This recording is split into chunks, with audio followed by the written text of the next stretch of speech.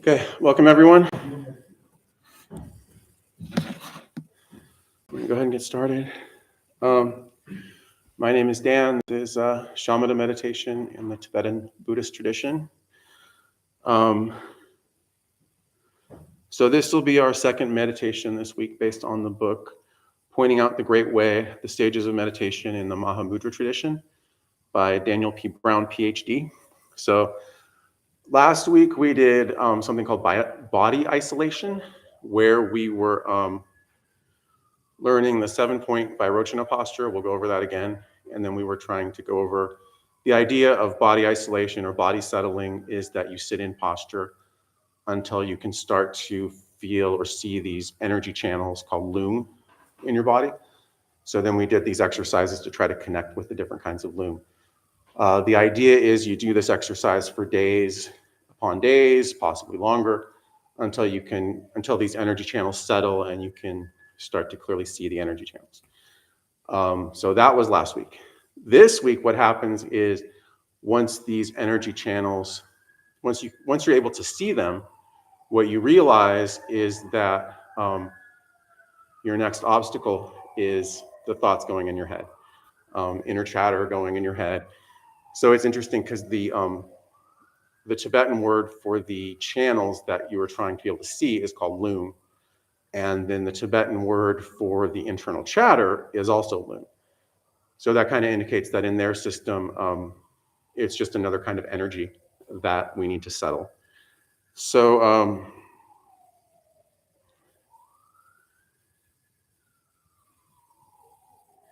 so another thing, the book calls it incessant mental elaboration, but it's just that internal chatter that goes on in your head. So has anyone ever been meditating and they were distracted by the inner monologue or inner dialogue going on in their head? Okay, so yeah. Then has anyone ever been distracted so much that they pretty much forget they're even meditating? They're just off thinking about something else, and then you're like, oh yeah, I'm supposed to be focusing on my breathing or whatever it is that you're supposed to be doing.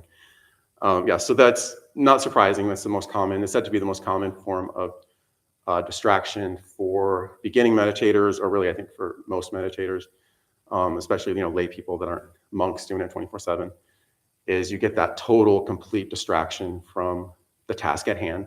And that not only happens, like for me, that not only happens during meditation, that can happen for anything that I'm doing, that you get distracted and then you're caught up in your thoughts, and then later you're like, oh yeah, I'm supposed to be doing whatever. So today's practice is called speech isolation, and there's another highest yoga tantra practice in Tibetan Buddhism where they have body isolation, speech isolation, mind isolation. These aren't the same practices. So these are beginner practices, not advanced practices. The goal of today's practice is not to stop your thoughts completely. What we're trying to do is just let our thoughts settle. And in the book practice, you're pretty much just letting your thoughts settle. Since this is a Shamatha class, Shamatha is all about bringing our attention, training our attention. So we're also going to observe our thought energy as we let our thoughts settle, as we let the thought energy settle, however you want to put it.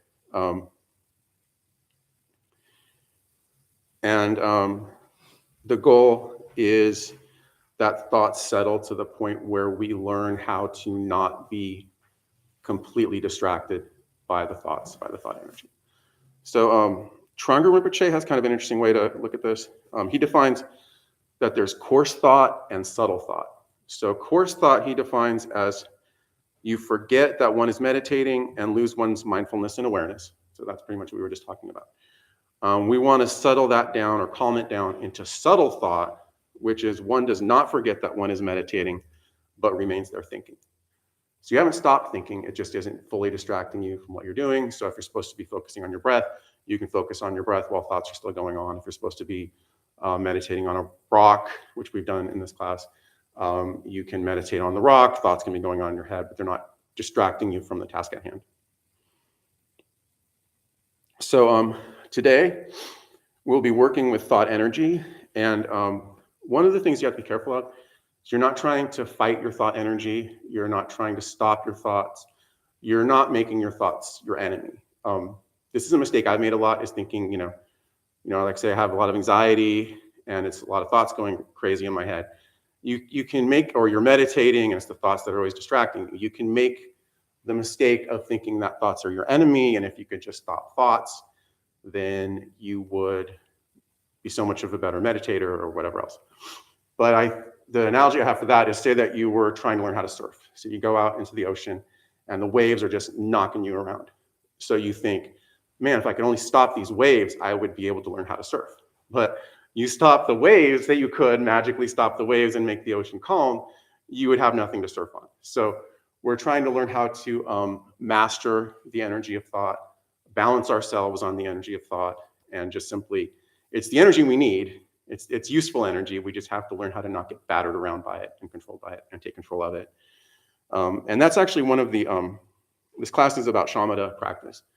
And that's pretty much the goal of Shamatha practice. It's not an enlightenment practice. It doesn't make you enlightened. The goal of Shamatha is to be able to control your mind, control your attention, so that you can either progress to more advanced Buddhist practices, usually Vipassana, or even if you're doing whatever practice you're doing, Zen, any kind of practice, having that control of your attention, or even in other tasks, having that control of your attention can be very helpful. So in today's practice, we are going to start by ordering thoughts with intentional thinking in sync with the breathing, observing the energy of intentional thoughts, the location where they arise in our mind, and following each thought with our attention until it dissolves. That's for intentional thinking. And then we're going to slowly introduce gaps in intentional thinking and observe any unintentional thoughts that arise in that gap, possibly arising at the same location in your mind and with kind of the similar energy as when you're intentionally thinking. And we're going to carefully observe them without being distracted by them. So if you're wondering, how does watching thoughts keep us from being distracted by them, the analogy I have for that is, say you're a shopkeeper and there's a customer and you really think he's going to try to steal something from you. He hasn't done anything wrong, so you don't want to kick him out of the store, but you just keep your eyes on him. And every time he's, picking up an item and he kind of sheepishly looks up at you, you're looking right at him. So he never actually makes the move to dip something in his pocket, because every time he looks, he sees that you are, you're watching him. So it's the same kind of thing. Unfortunately, that's the theory, but what you'll find in practice is that you can be, watching your thought energy, and then it's just like, blackjack at the back of the head, and you're distracted. So it's helpful, but it's not an easy cure. It's not a one-step solution to all of your distraction problems. But it's still a useful exercise. So we're going to start with an intro practice and then discuss this a bit more. So for starters, we're going to get into the 7-point Vajrayana posture. So the first point is the legs. So if you guys are sitting in chairs, there's not a whole lot you can do, but try to have a stable posture. So a lot of times feet flat on the ground is good. If that makes your knees too high, you can bend your feet behind you, and you can even try to cross your feet. Sometimes that helps to get your spine up. And then the next point is straight spine. So you don't have to, just naturally you want to be in an upright posture, not leaning or slouching or anything like that. The next point is chest, that you want to slight, it's like upper torso, I guess. So I like to think of this as an open heart, but you don't want to be slouching forward. You want to lift your chest up a little bit and draw your arms back a little bit, to kind of open up this area. Then from there, the next one is hands. So the hand posture in this book is right hand over left hand on your lap. So I'm just showing you what it looks like, and then with thumb bridge. For this first exercise, we're going to be doing breath counting. So they even have terms for this, counting, They try to make them sound very technical, counting with a deficit of numbers, counting with an excess of numbers. The idea is you forget what number you're on. So a trick I like to do, and it's easier to learn this with your hands on your knees, which is also a totally fine posture. It's not on this book. But what I like to do is, you don't really want to be doing this because people will probably, maybe it's embarrassing. So what I like to do is just put a little pressure on a finger. So on my first finger, then I put a little pressure on my second finger, a little pressure on my third. It's also possible to use that same technique with this kind of posture. It's just easier to learn it with. So then if you get to your count and you don't know which breath it is, your sixth finger is getting a little pressure. So then you go, oh, it's six. And then you don't have to try to remember what number you're on. And because when you're calming thoughts, it's not hard to count to 10, but when you're trying to do this calming practice, you're actually trying to calm thoughts to the point where I think it's a good thing if it is hard to count to 10. So that's a little trick and related to the hand posture.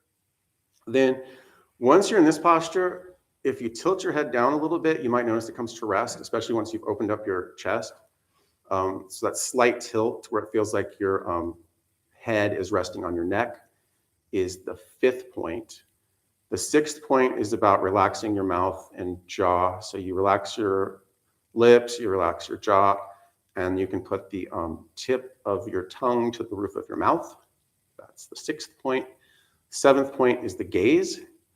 So for the book, you might want to do eyes closed for this meditation, but in the book version of the posture, eyes half open, and you're looking either at, the idea is to have an unfixed gaze. So you can either just unfix your gaze, you can look at the tip of your nose, if that makes any sense. That's typically how they present this in Tibetan.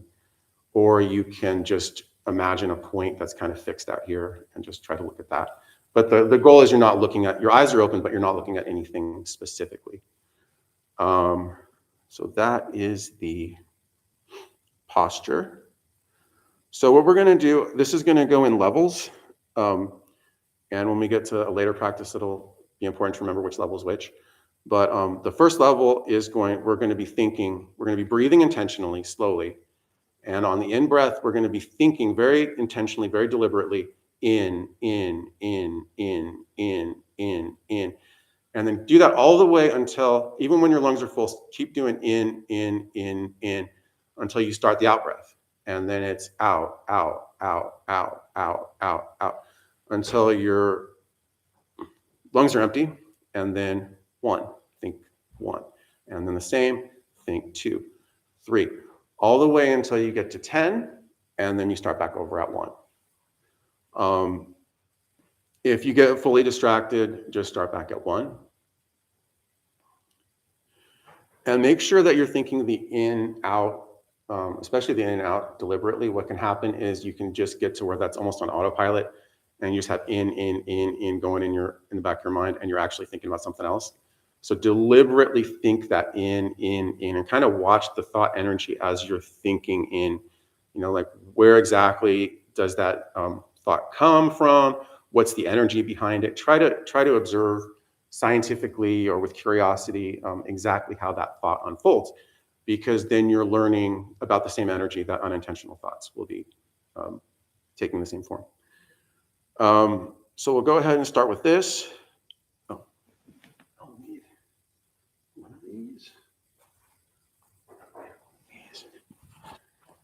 It's impossible to meditate without hearing a bell first. So is there any questions on any of this?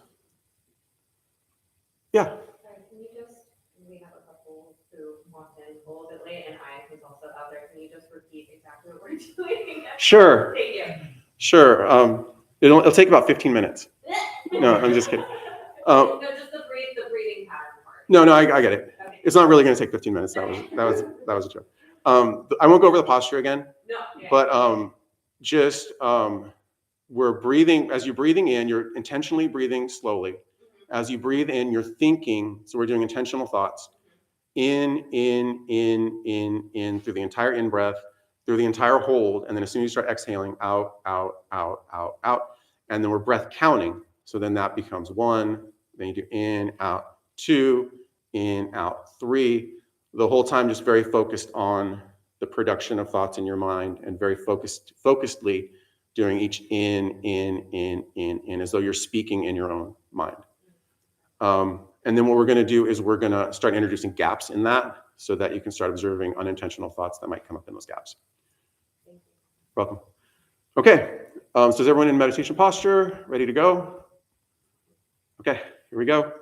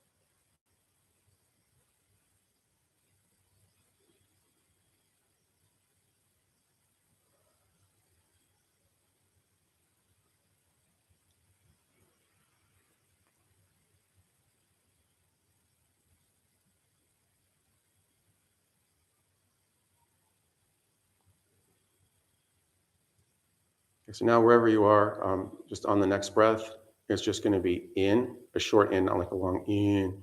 Just in, and then do the entire inhale and hold, and then one out, and then exhale, and then the count, and then in, and like that. So now there'll be a gap between the in and the out.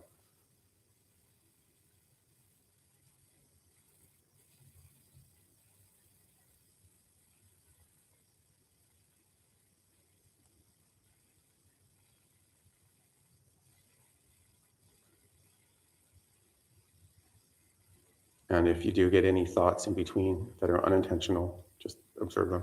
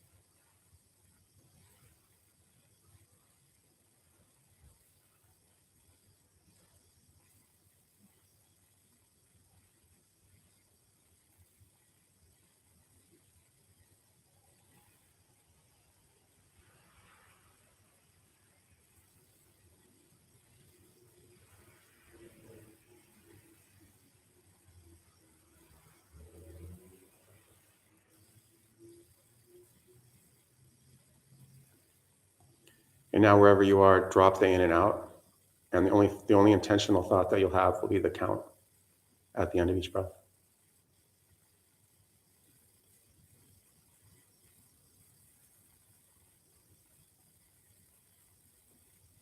You might find yourself reflexively still doing the in and out, but try your best not to.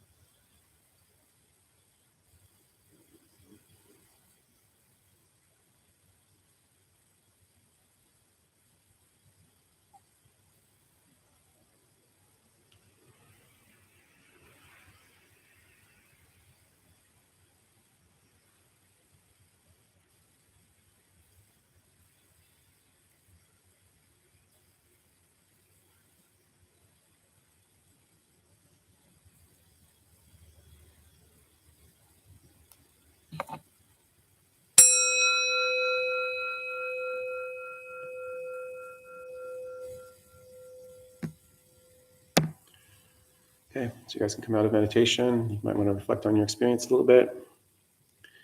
I'm curious how that went for all of you.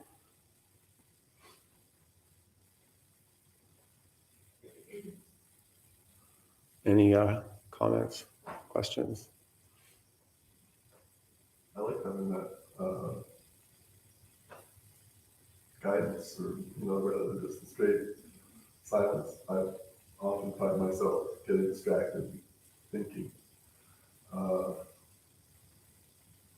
returning to the breath. But that helped me not do that as much, and just to have, and then the reduction. I thought that was cool too. How it sort of started more intensely, but in sort of a good way to sort of really focus in, and then it almost makes you.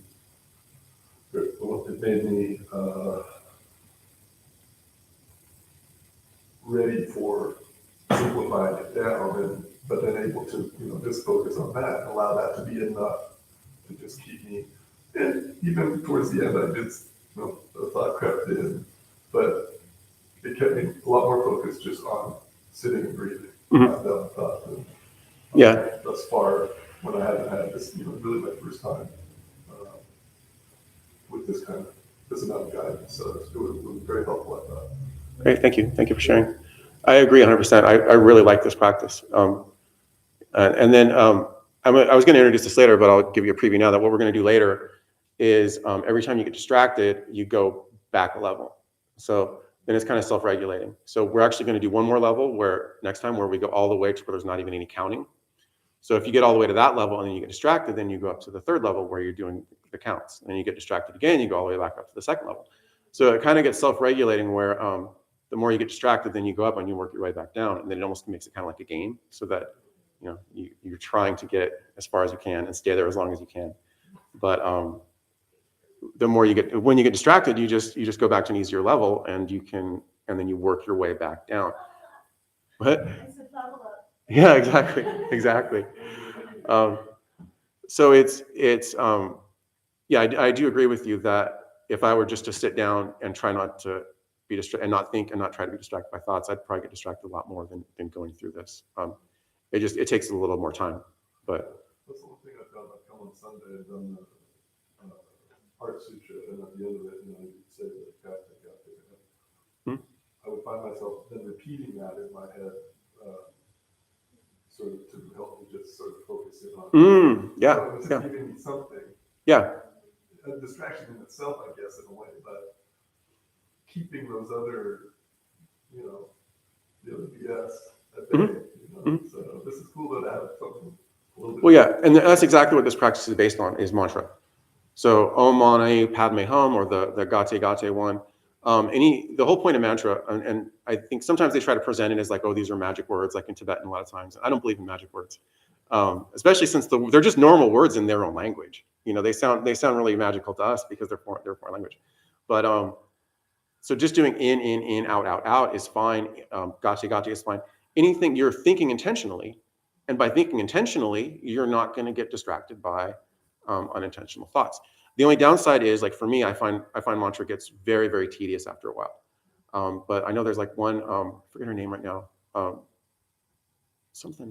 anyway, but she did like 2 days of Om Mani Padme Hum when she was just a normal layperson, and it changed her so much that she became a nun. So mantra can be very, very powerful for some people. I can only do it for so long, and that's why I like this practice, because as long as I'm doing a good job, I don't have to go back to the mantra. Yeah. I was actually just going to ask how typical, like how long these meditation kind of sessions typically range from. I don't know. In this book, it doesn't specify times or how long they do it. It's more about results.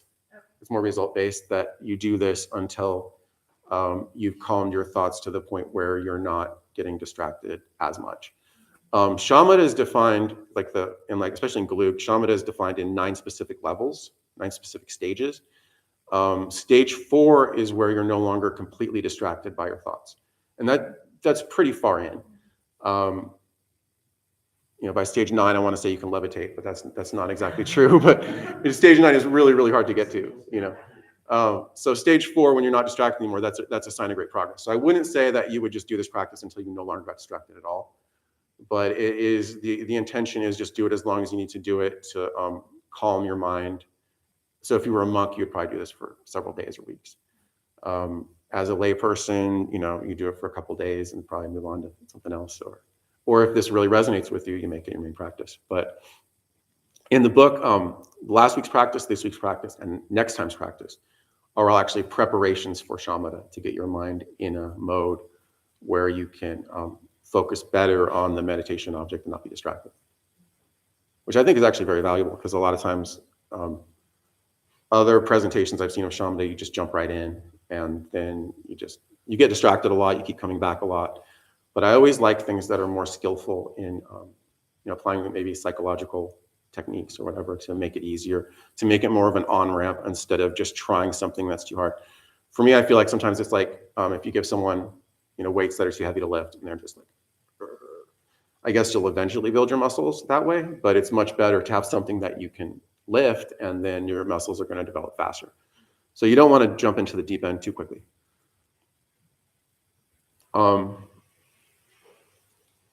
Any other questions or comments? I was going to ask about the breath. So in my other typical daily meditations, I do count breath a lot, up to 10, and it's in 1 and then out 2. Okay. Does that change anything? Is it, It's the absolutely wrong way to do it. If you do it that way, it's totally fine. Okay, Yeah. It was a little bit more difficult to think, okay, in, out, 1. I just so kind of programmed a bit, so that's what I was just wondering. You could do it that way. It's totally fine. Yeah, there's no difference. You get to 10 faster. Okay. That is true. So maybe for the self-regulating, you should go to 20 if you're doing it that way before you get to the next level, because otherwise you're just like zipping through. Okay, so I wanted to give a few more instructions because we're going to get to the next one. We're going to go all the way down to level 4, which is no counting at all. So I want to go into 4 different types of unintentional thoughts. Or is intentional one of them? No. Okay. So these are the ways that unintentional thoughts might arise. And I'm basing this by analogy into if you're trying to sit still and not intentionally move. So the first thing that might happen is you might twitch or you might sneeze. And so that's something that's totally out of your control. Similarly, thoughts sometimes will arise completely out of your control. I find that doesn't happen a lot. I've heard the term shy thoughts used for this, that when you're actually you're just like waiting for thoughts to appear, they just don't appear. But certainly thoughts might just arise without any intentional effort, and you can just observe them and watch them pass away. The next analogy would be if you're trying to sit still and you had a really bad itch or a really bad ache, and you're just like, okay, you can't stand this anymore, and scratch. Can't stand this anymore, and you move. For me, that's kind of how my thoughts are more. It's more like there'll be some like feeling, like some anxiety, some perception, like a worry that just like kind of itches at my brain until I think about that problem, memory, apprehension, feeling. I start thinking about it to kind of relieve that pressure. So that's kind of like having your arm. You're not really doing it intentionally because someone's twisting your arm. It's like you're kind of under duress. Then the other way is you're just like if you were supposed to be sitting still and you're just like, I'm bored, I just gotta stretch. Like you're doing it completely intentionally. You crack your neck or something. You're supposed to be sitting still, but you just don't. So the same thing. You might want to think about a pleasant memory because you're bored. You might want to think about the meal you're having after because you're getting tired of being here and you want to think about what's going next. So yeah, thoughts can be just voluntary when you're supposed to be not voluntarily thinking. And then the last, of course, so all those are fine because you haven't been completely distracted. Those can still exist as subtle thoughts that aren't completely distracting you from meditation. The one we have to watch out for is when you start thinking because you forgot the meditation instruction that you're not supposed, that we're trying not to think. Because at that point, you've probably forgotten to count your breath. You've probably forgotten everything else. And that's the complete distraction where you then come back and go, oh yeah, I forgot. And then in this practice, you go back to 1, and then I might as well just set you loose next time on the full practice, where then you actually back up to the prior level and start with that. Then, of course, if you get all the way back to the first level and you mess up, you have to leave immediately. No, you just start back at 1. You just start back at 1. You know, there's no permadeath in this game. So let me see where we're at here. Oh, so a couple tips, because we're going to go all the way down to level 4, which is, again, no counting. You're just totally silent, watching your thoughts, like you might have done in other practices. So you want to watch for thoughts manifesting at the same location and with the same energy that when you were thinking them intentionally. So I've heard this presented as like you're a cat watching a mouse hole. You saw the mouse go in the hole. You know there's only one way for it to come out. So you just watch that mouse hole, and as soon as the thought comes out, you're going to catch it. I prefer the analogy of, if you guys remember the old Bugs Bunny cartoons, and Elmer Fudd sees Bugs Bunny jump into the rabbit hole, and so he's got a shotgun pointing at that rabbit hole, and he knows as soon as Bugs Bunny pops out, he's gonna get his rabbit. And then Bugs Bunny kind of walks up. He's like, "What's up, Doc? I'm hunting a rabbit," you know. And Bugs Bunny is actually sitting there talking to him as he's waiting for Bugs Bunny to come out of the hole. Because I find this actually happens when you're watching the thoughts to come out where you expect them to. You'll start thinking about it. You'll start going, no thoughts are coming up. You know, or so you're actually thinking while you're watching for thoughts, and you're not seeing the thoughts that you're thinking because you're watching here and they're here. So while you're watching your thoughts to come out of the mouse hole or rabbit hole, don't forget to keep your eyes open as much as possible for thoughts sneaking up from other directions. And with time, you might be able to, and everyone I think experiences thoughts differently, but with time, you might actually even be able to kind of feel an upswelling of energy as the thoughts arise. Or whatever, however they transpire in your mind, you'll learn more about how that unfolds, so that hopefully over time, it's not just, oh my gosh, I got distracted, how did that happen? You get a little bit of chance to observe and see what's happening before you get clubbed on the head and knocked out and dragged into the forest. The other thing is relax the mind, don't fight with it. So the more deeply you can relax while staying alert, the less you'll get distracted. And this is something that's kind of counterintuitive, because when you get distracted, you can get frustrated and then bear down and put more energy into trying to not get distracted. That's actually a snowball effect, because that's going to add energy to your mind that's going to then circle back around and distract you the next time. The analogy that's used a lot for this is that your thoughts are like an agitated monkey. So if you try to fight the monkey, wrestle the monkey, you know, he's just going to get more pissed off and be throwing more energy into defeating you. You want to, calm the monkey, pet the monkey, relax the monkey. And so when you get distracted, it's okay. Just do the best you can.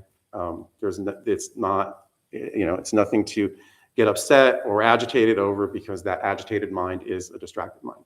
A relaxed mind, a mind that is asleep is also not distracted, but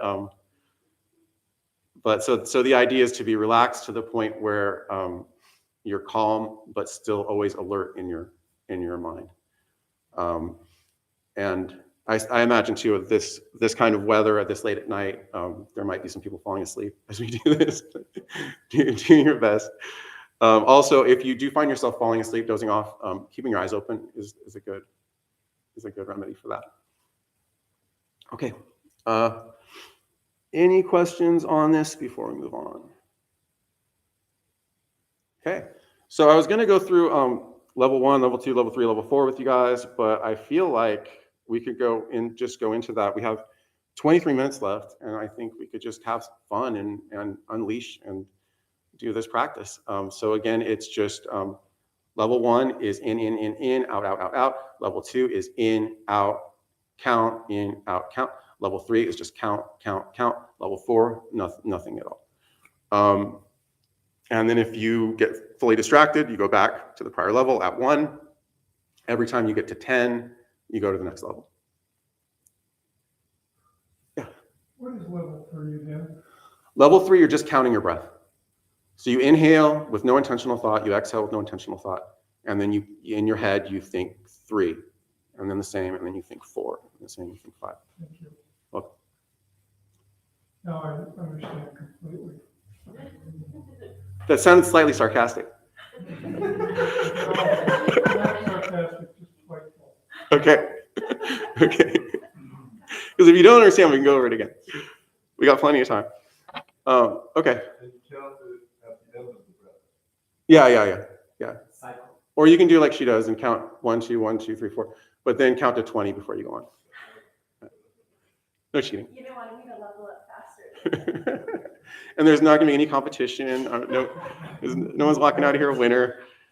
You guys are all winners for doing the practice. Okay, so I will, what I'll do is I'll set a timer for 10 minutes and then I'll check in with everyone briefly and see if anyone has any questions, and we'll just keep going. And a reminder to get back in your meditation posture if you weren't already.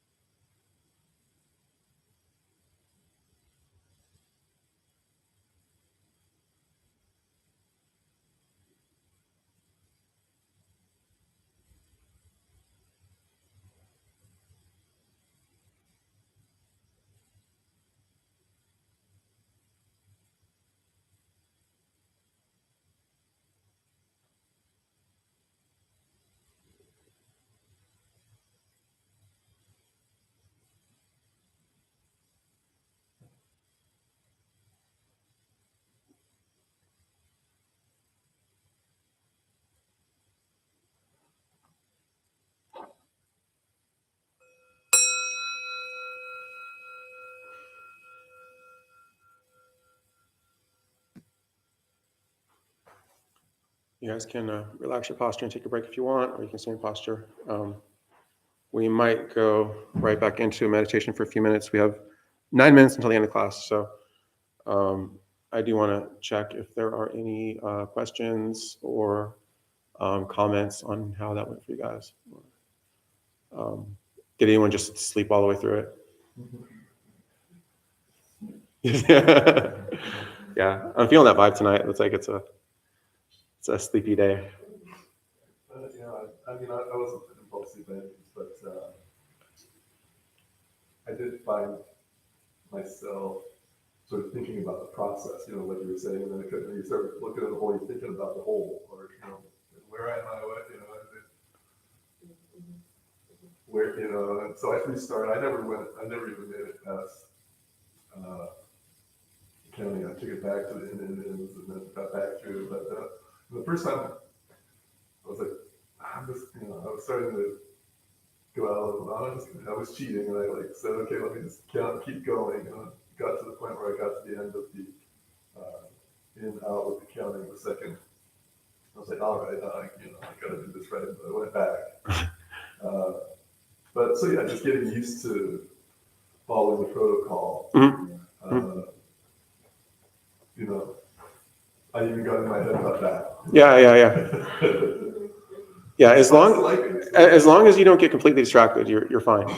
I found a lot with when I was doing this that Bugs Bunny thing happened to me a lot, where I'm thinking, okay, there's no, in my mind I wasn't thinking there's no thoughts, but in my mind I was just watching for thoughts, and then I would realize that I was thinking about something very, very quietly, like with very low energy, but there was some thoughts going on and elaboration going on in my mind, and so it's almost like that's why I really like Tranger Rinpoche's coarse thoughts and subtle thoughts, because there's those really kind of like loud thoughts that just completely take your attention.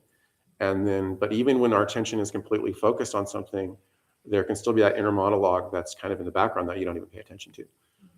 So one of the goals of this is, of course, to learn to start watching even of course, you want to watch out for the coarse thoughts, because those are the ones that distract you. But even to watch for that level of subtle thoughts that a lot of times goes on, and we don't even, we're almost not even conscious of it. Normally I would sort of getting caught up in those stories, and thinking about, something like with the narrative. And in this case, it was smaller little things, Mm-hmm. but, I did notice them as well. Good. But I still found myself able to stay more focused on the body and the breathing overall. But it's interesting. Mm-hmm.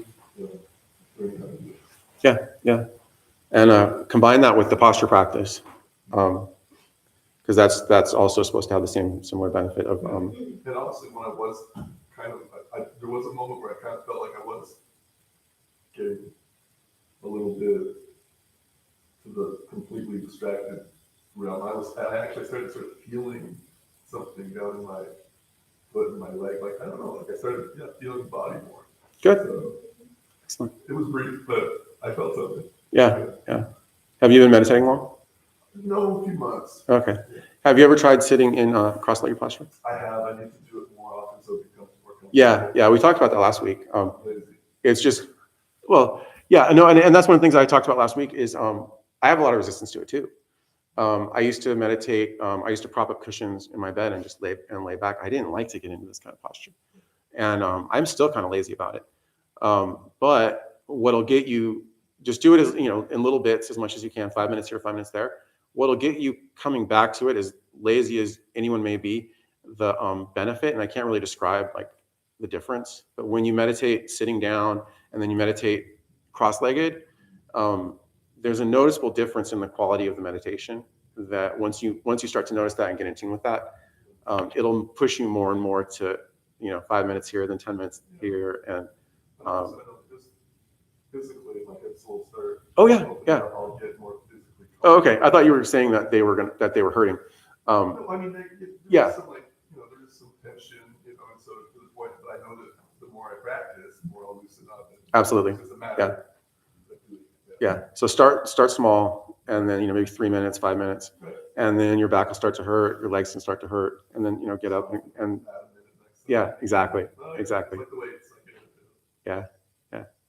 Yeah, I was actually nervous when I started this class whether I'd be able to be in this posture for an hour, because I hadn't really done an hour at that point in this posture.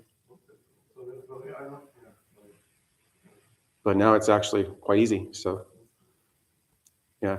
I'm going three nights up to the forest monastery. Yeah? Tomorrow. So. Oh, you're doing a 3-night like retreat?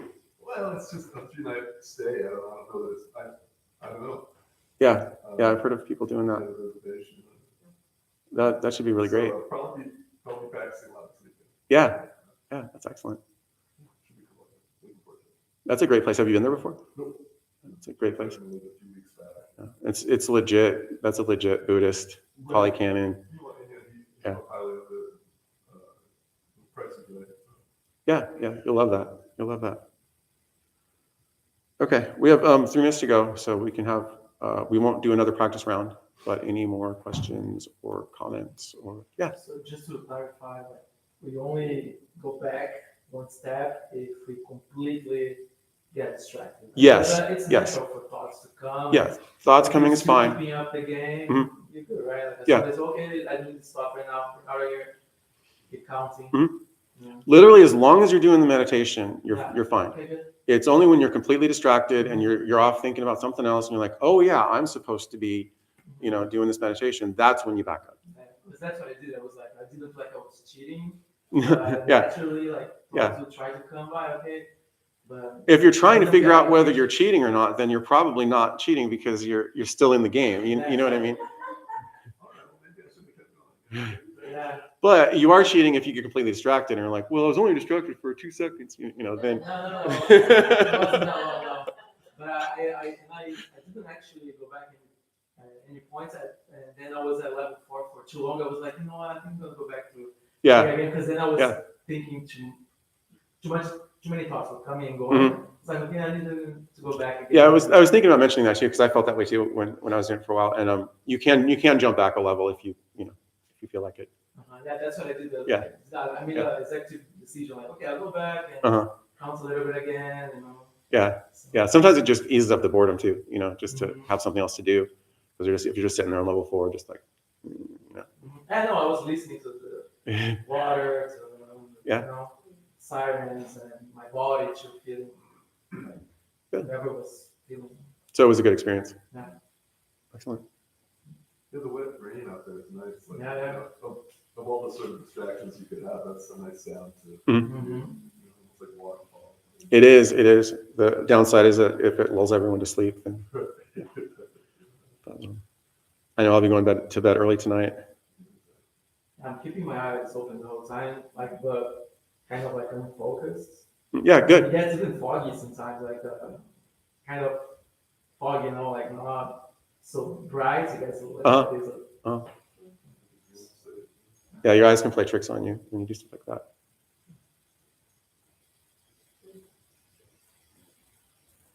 Yeah. For me, it was, I think you kind of said like the reflex of, going from in saying something and then having that space. Like it was really nice because when I actually got to the like empty part, I was like, oh, okay, like my mind has something to chew on earlier. That's great. But in the in-between, it was helpful for me to create some type of really simple visual to follow, like a space being full, a space being empty, so that I could still. Is that when you were doing like the in-out still? Yeah. Okay. Yeah. And you just like imagine a space filling up and then a space emptying out. And then going away to give for something else to be there. That echo, like that's how I heard it when I. So yeah, I get that too. I get that too. To the in, I could still hear the in. That happens to me too. Yeah. You're not doing it intentionally, but you still hear it. Yeah. So bringing in just a visual. And what did you visualize? It was literally just like a vessel empty, filling it up with the color. Okay. Putting the color away because I was like, if I make it any more interesting than this, then I'm going to get all into that. No, that's great. That's an excellent. And that helped with the echo. Yeah, that really helped great. with the echo. I found that if I focused on that instead, that I didn't even need it for the full count somewhere. It just kind of dissipated. Then when you got all the way to level 4, did you keep that visualization going? No, somewhere in there it just dissipated away. didn't Oh, do okay. it anymore. Okay, cool. Very cool. Okay, let's do, unless there's anything else.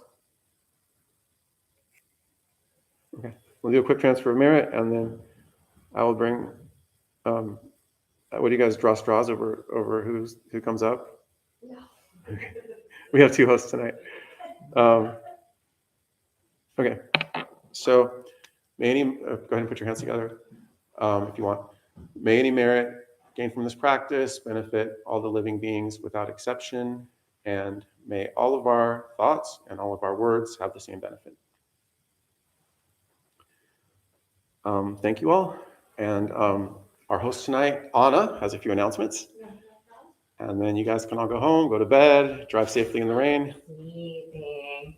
Hi guys. So the Dharmabumtemple was opened about 18 years ago to introduce Buddhist practice to those who want to show up. Those who leave, they're not nuns, monks, gurus, masters, or teachers, and no one's looking for any students. They're simply practitioners, just like that, who are sharing their interpretation of the practice. Every night there's different classes led by different people from various Buddhist traditions. There's a recovery sangha that meets several times a week for anybody with addiction issues, and there's a food redistribution program every Thursday at 4:30 before this. We have classes and programs every day, and everything offered here is always free. The full schedule is on the website, and it's also posted in the entryway above the shura. We have a lending library, and if you go in there and you see a book and you want to borrow it, bring it back, bring something to donate, always need more. Please, Buddhist only. Please straighten your seat or cushion before you head out, and no, all windows are good, so everybody is released. You are free. Thank you so much for being here. I hope everybody is well, and see you next week. Thanks, guys. And again, drive safe out there. It is a lightly raining day in San Diego. It's the most deadly conditions we have around here. There we go.